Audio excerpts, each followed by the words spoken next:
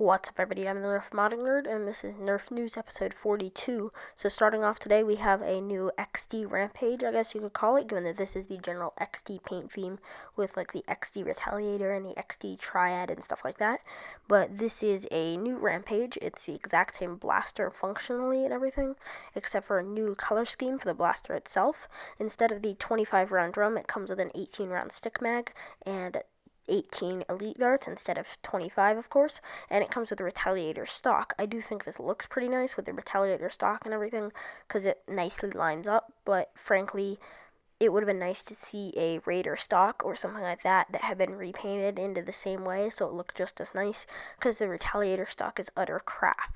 And we have literally no information on price, release date, anything like that, but I'm guessing this is probably going to retail for somewhere in the $35 range, given that that's what Hasbro's usually does for blasters of this size, and I have no idea on release date. Next up, we have the 3D printed solid battle pack, which is now available for pre-order, and this ranges from $325 United States dollars to $510 depending on the options, and the team tank, as they're calling it, is for the Prometheus, and the solo tank is for the Nemesis, and then you can also get different kinds of power packs, harnesses, and colors, and that will change the prices and everything.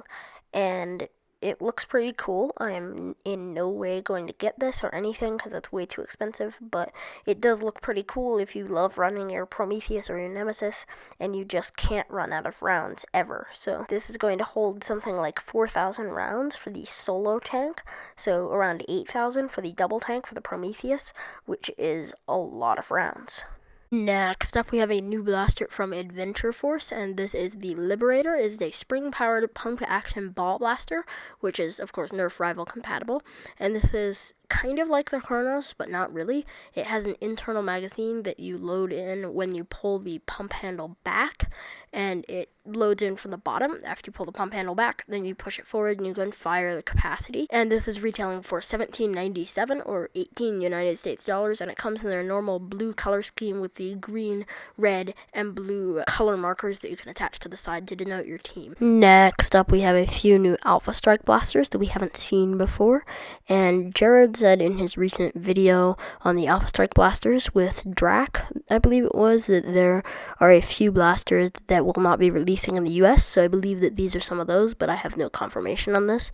We've just seen some pictures of this on the Nerf Facebook groups, and this first one right here is in the middle, so the top ones are the Stingers, and the bottom one is the Fang. We already know those, but the middle one I don't really recognize, and it looks basically like an ion fire, except for it has a T-priming handle in the back, just like the Fang, so maybe it is literally a Fang that breach loads, which would be pretty stupid, but this line is already not great, and it has a scope that's built in, no attachments or anything like that, and it has the stupid textured grips, just like all the other Alpha Strike blasters.